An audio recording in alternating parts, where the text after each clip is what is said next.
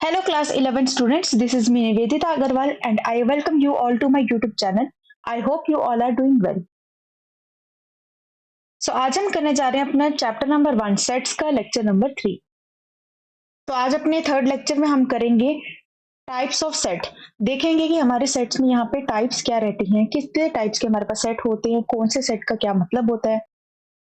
सो अगर आप चैनल पे न्यू हैं तो चैनल को जरूर से सब्सक्राइब करिए ताकि आने वाली सभी वीडियो आपसे कोई भी मिस ना हो पाए। और मेरे व्हाट्सएप चैनल, टेलीग्राम चैनल्स को भी ज्वाइन करके रखिए सो दैट ये जितने भी हम एक्सप्लेनेशन करते हैं उसकी पीडीएफ आपको टेलीग्राम चैनल पर मिल जाए। और मेरे साथ डायरेक्टली कनेक्ट करने के लिए व्हाट्सएप चैनल्स एंड ग्रुप को ज्वाइन करके रखिए। लिंक आपको डिस्क्रिप्शन बॉक्स में मिल जाएगा, तो वहां से जाकर आप चैनल्स को ज्वाइन कर सकते हैं। सो प्रीवियस लेक्चर में हमने किया था एक्सरसाइज 1.1 को सॉल्व, जिसमें कि हमने मेनली रोस्टर फॉर्म और सेट बिल्डर फॉर्म के बारे में ही ज्यादा समझा था। उसी के बेस पे हमने क्वेश्चंस किए थे। आज हम करेंगे टाइप्स ऑफ सेट को। तो अगर आपने प्रीवियस लेक्चर्स नहीं देखे तो प्लेलिस्ट का लिंक आपको डिस्क्रिप्शन बॉक्स में मिल जाएगा और ऊपर आई बटन पे भी मिल जाएगा, वहां से जाकर अपने प्रीवियस दोनों लेक्चर्स को जरूर से देखिए। तो अगर हम बात करें टाइप्स ऑफ सेट की, तो टाइप्स में हमारे पास सबसे पहला आता है एम्प्टी सेट। एम्प्टी सेट क्या है? जैसा कि नाम है, एम्प्टी मतलब खाली। तो कुछ ऐसा सेट जिसमें कि कुछ हो ही नहीं, कोई एलिमेंट ही नहीं है, जो खाली है, उसी को बोलते होंगे। तो एक बार डेफिनेशन देखते हैं। A set which does not contain any element is called the empty set or the null set or the void set। एक ऐसा सेट जिसमें कोई एलिमेंट है ही नहीं, उसको हम बोलते हैं empty set.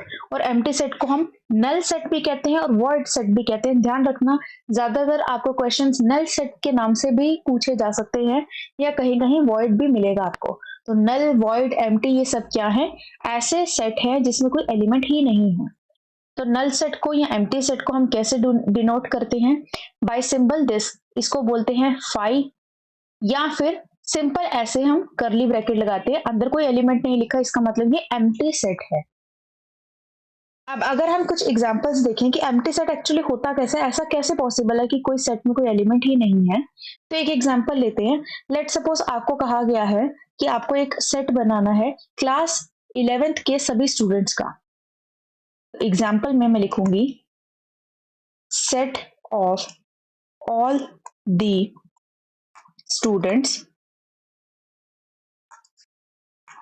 Present in class 11th। Class 11th में जितने भी स्टूडेंट्स प्रेजेंट है उसका एक सेट बनाओ। ठीक है, इसको हम ले लेते हैं ए। तो ए में हमारे पास कौन से एलिमेंट होंगे? तो मैं ऐसा लिख सकती हूँ कि ए हमारा है एक्स, वेयर एक्स क्या है? Is the students in class 11th। ऐसे ही हम लिखेंगे सेट बिल्डर फॉर्म के। अगर हम बात करें तो इसी तरह से लिखेंगे। अब अगर मैं एक एग्जांपल ले रही हूँ बी सेट की, जहां पे मैं आपको बोल रही हूँ कि एक ऐसा कोई सेट बताओ जिसमें कि वो बच्चे हैं जो 11th में भी पढ़ रहे हैं और 10th में भी पढ़ रहे हैं। मतलब कि मैं कह रही हूँ X where X is a student presently studying in both class 10th and 11th। हमें एक ऐसा ग्रुप बताना, एक ऐसा स्टूडेंट्स बताने हैं जो कि एक साथ 11th और 10th क्लास में पढ़ रहे हैं। ऐसा एक सेट बताओ। तो अब आपको भी पता है, इसकी बात आपको समझ आ रही है कि ऐसा तो पॉसिबल हो ही नहीं सकता कि एक कोई बच्चा 10th में भी पढ़ रहा है और साथ ही साथ वो 11th में भी पढ़ रहा है। एक टाइम पे तो एक ही क्लास कर सकता है। इसका मतलब यहाँ पे अगर मैं बोल रही हूँ कि ऐसा एक सेट बनाओ, तो इस सेट में कोई भी एलिमेंट होगा नहीं। ये तो मैंने आपको लिख के बता दिया कि ऐसा आप बनाओ। अगर इसको आपको रोस्टर फॉर्म में बनाना होगा तो आप अंदर क्या लिखोगे? ऐसा तो कुछ पॉसिबल ही नहीं है। तो कुछ नहीं लिखोगे मतलब कोई एलिमेंट है ही नहीं, तो उस केस में ये हमारे पास हो जाएगा एम्प्टी सेट। वहीं अगर मैं क्लास 11th की सिर्फ बात करूं, तो अगर आपको रोस्टर फॉर्म में बनाना है तो आप बोल सकते हो कि स्टूडेंट्स कितने हैं। लेट सपोज 30 स्टूडेंट्स हैं या 11 स्टूडेंट्स है, कितने भी स्टूडेंट्स है, आप लिखोगे कि यहाँ पे 30 स्टूडेंट्स हैं, 30 एलिमेंट्स हैं। स्टूडेंट्स के नाम लिखोगे, कुछ तो लिखोगे ना, क्योंकि 11th में बच्चे पढ़ रहे हैं, तो उसमें आप उसको रोस्टर फॉर्म में बना सकते हो। लेकिन अगर मैं बी की बात कर रही हूँ, बी सेट की बात करूँ, जहां पे मैंने क्या डिफाइन किया है? मैंने डिफाइन किया कि स्टूडेंट्स वो वाले बताओ जो क्लास 10th और 11th दोनों में एक साथ पढ़ रहे हैं, वो ऐसा पॉसिबल हो नहीं सकता। इसलिए उस केस में हमारे पास, क्योंकि रोस्टर फॉर्म में लिखने के लिए कोई एलिमेंट ही नहीं है, इसलिए हम उसको सिर्फ ऐसे करली ब्रैकेट में लगा देंगे। इसको बोलते हैं एम्प्टी सेट। ठीक है, अब कुछ और एग्जांपल्स भी देखते हैं जो कि आपके एनसीईआरटी में भी दी गई है। उसके बेसिस पे हम समझेंगे कि एक्चुअली एम्प्टी सेट में और क्या क्या हो सकता है, किस तरह से हम उसको लिख सकते हैं, या क्या क्या एग्जाम्पल बन सकती है। अब जैसे हमारे पास एक सेट है ए, और ए को डिफाइन किया सेट बिल्डर फॉर्म में कि एक्स वेयर एक्स की वैल्यू है 1 से बड़ी और 2 से छोटी, x is a natural number. हमें बोला एक ए हमारे पास सेट है जहां पे एक्स एलिमेंट है और एक्स की वैल्यू क्या है, 1 से बड़ी है और 2 से छोटी है। ठीक है, इतना तक सिर्फ होता तो समझ आ रहा था कि 1 से बड़ी है 2 से छोटी, हो सकता है डेसिमल्स में हमारे पास बहुत सारी वैल्यूज एग्जिस्ट कर सकती हैं। लेकिन बाद में हमें क्या बोल दिया कि एक्स हमारा एक नेचुरल नंबर है, तो नेचुरल नंबर तो कभी भी हमारे डेसिमल्स में नहीं होता, तो यहाँ पे तो फिर पॉसिबल नहीं बन सकता ना कि यहाँ तो एक 1 होगा या 2 होगा, 1 और 2 के बीच में नेचुरल नंबर नहीं आता।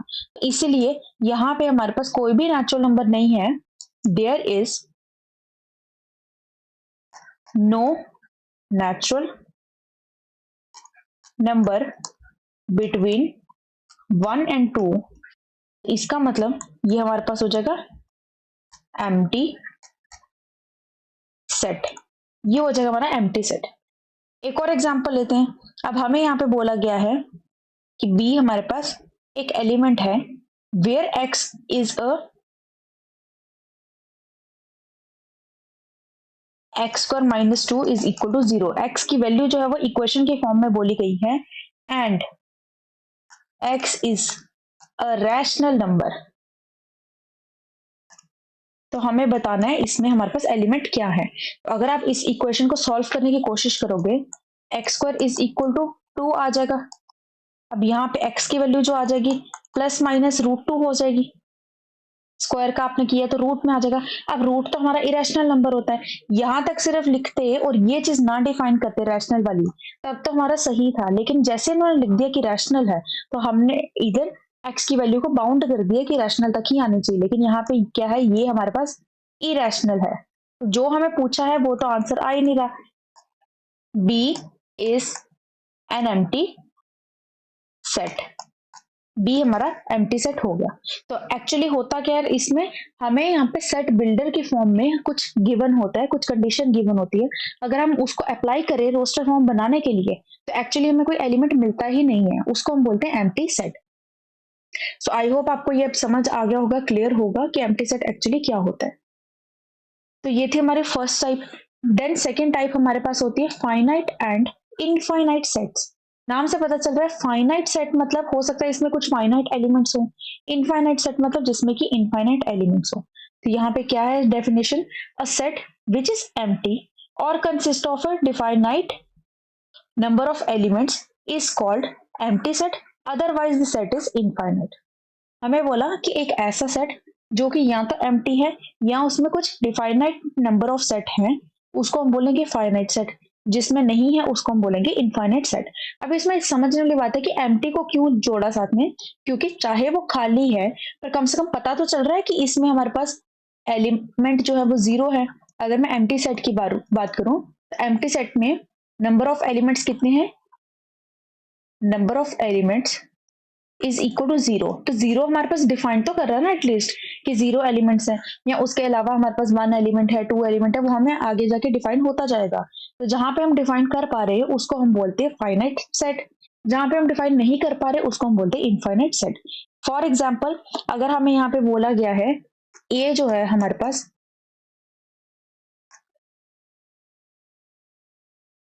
सेट बिल्डर फॉर्म में बोला गया है कि एक एलिमेंट है एक्स वेयर एक्स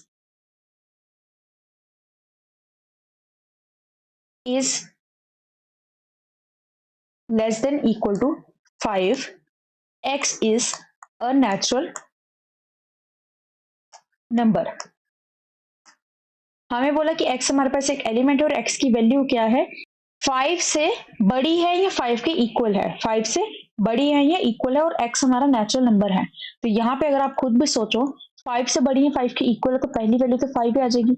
उसके बाद 6, 7, 8, ये जितनी भी हमारी वैल्यूज हैं ये सारी की सारी 5 से तो बड़ी हैं। तो यहाँ पे हमारे पास कोई भी यहाँ पे हमारे पास कोई भी फिक्स अमाउंट नहीं है कि कितने एलिमेंट्स है, तो इसलिए ये हो जाएगा हमारे पास इनफाइनाइट सेट।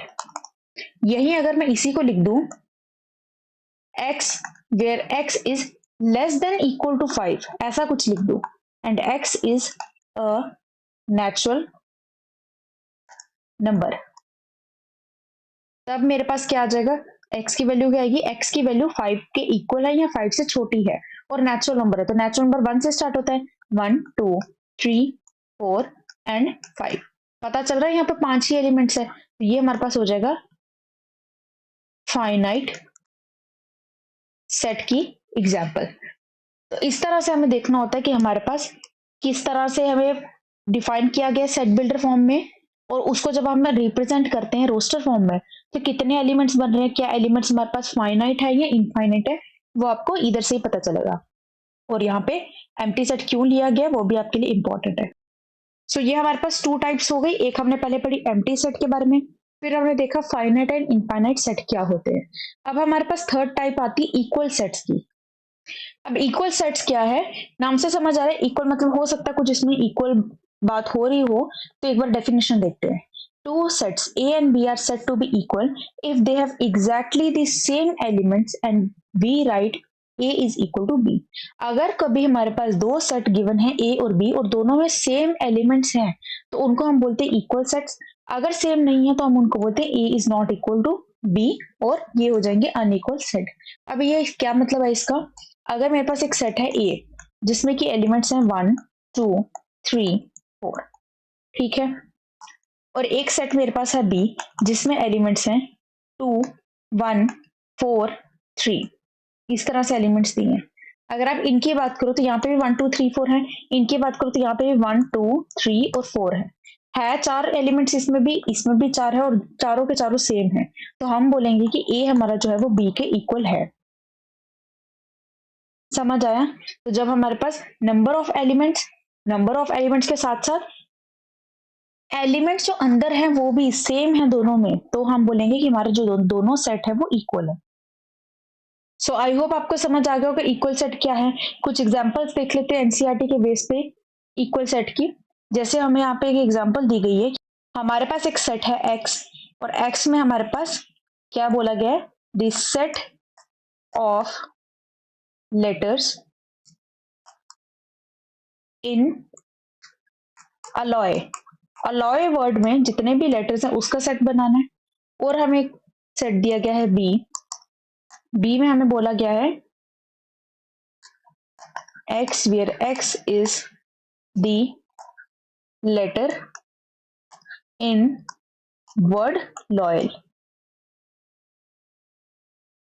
हमें यहाँ पे एक x सेट दिया और एक b सेट दिया। हमने इसके अगर सेट को रोस्टर फॉर्म में बनाए तो हम देखेंगे x की अगर हम बात करें तो x में हमारे पास कौन कौन से लेटर्स आ रहे हैं। सबसे पहले हम a लिखेंगे, देन l लिखेंगे, रिपीट नहीं करते इसलिए फिर y लिखेंगे, o लिखेंगे और फिर y लिखेंगे, ये हो गए।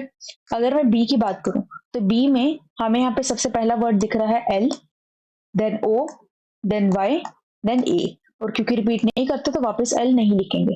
तो यहाँ पे भी a है, यहाँ पे भी a है, l है, o है, y है, वो y है, तो यहाँ पे दोनों सेम है, तो हम बोलेंगे कि x is equal to b। x हमारा b के इक्वल है इसलिए हम बोलेंगे कि ये हमारे पास हो जाएगा इक्वल सेट। ये हमारे पास इक्वल सेट का एग्जांपल हो गया।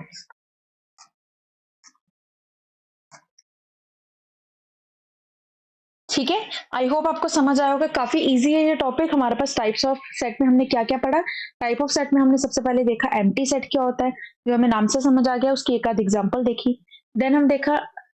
देन हमने देखा फाइनाइट एंड इनफाइनाइट सेट क्या होते हैं, उसकी भी एग्जांपल्स देखी। और फिर उसके बाद इक्वल सेट क्या होते हैं वो हमने देखा और उसकी भी एग्जांपल देखी।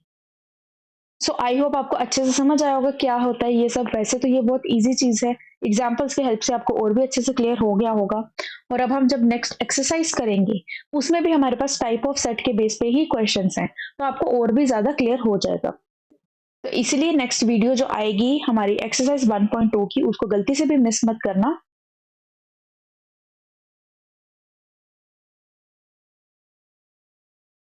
सो फॉर दैट चैनल को सब्सक्राइब कर लेना, ताकि आगे वाली वीडियो आपसे कोई भी मिस ना हो पाए। प्लेलिस्ट को ज्वाइन करके रखिए, ताकि प्लेलिस्ट में हम जितने भी एक्सरसाइज करेंगे, जितने भी एक्सप्लेनेशन करेंगे, कोई भी आपसे मिस ना हो पाए। तो वीडियो अच्छी लगी है, एक्सप्लेनेशन अच्छी लगी है, तो वीडियो को जरूर से लाइक करिए, कमेंट करिए एंड चैनल को सब्सक्राइब करिए, और वीडियो को अपने फ्रेंड्स के साथ ज्यादा से ज्यादा शेयर करिए। सो मिलते हैं फिर नेक्स्ट लेक्चर में। Till then take care, bye bye, thank you so much.